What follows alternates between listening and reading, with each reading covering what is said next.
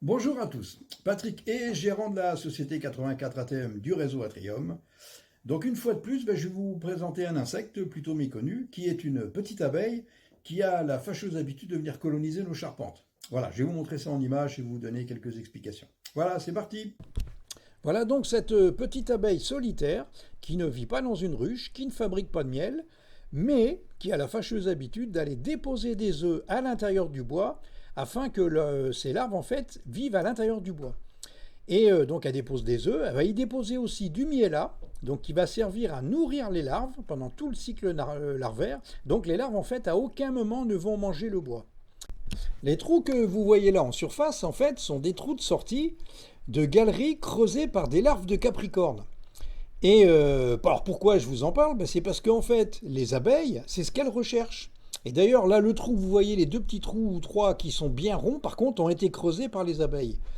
Donc, pourquoi est-ce qu'elles cherchent les trous? Parce que ce sont les entrées des galeries creusées par les capricornes. Et en fait, c'est ce que cherchent les abeilles pour aller pondre à l'intérieur.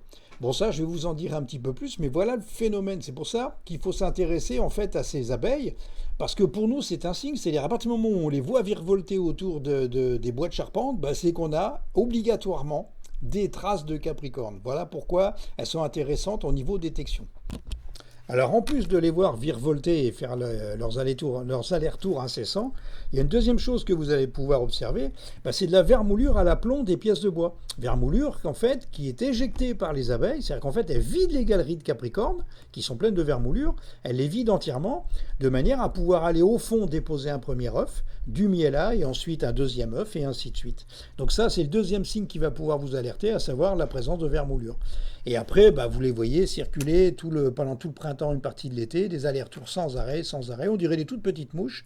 Mais donc voilà à quoi ressemblent ces petites abeilles.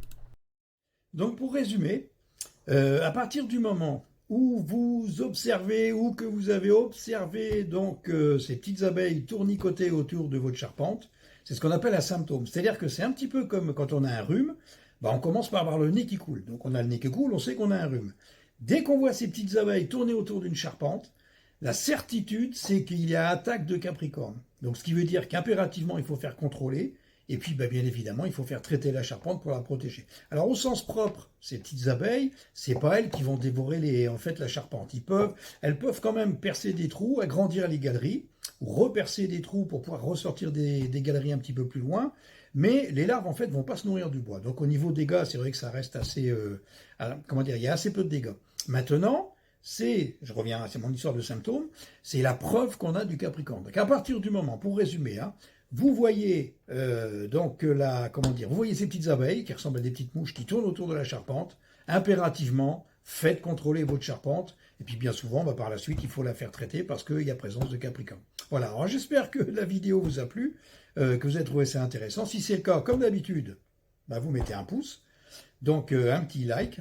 Et voilà, bon, sur ce, je vous souhaite de bien vous porter, et puis je vous dis à bientôt pour certainement encore des petites vidéos comme ça. Si elles vous plaisent, faites-nous le savoir en mettant des likes. Voilà, écoutez, portez-vous bien et je vous dis à bientôt. Allez, au revoir à tous.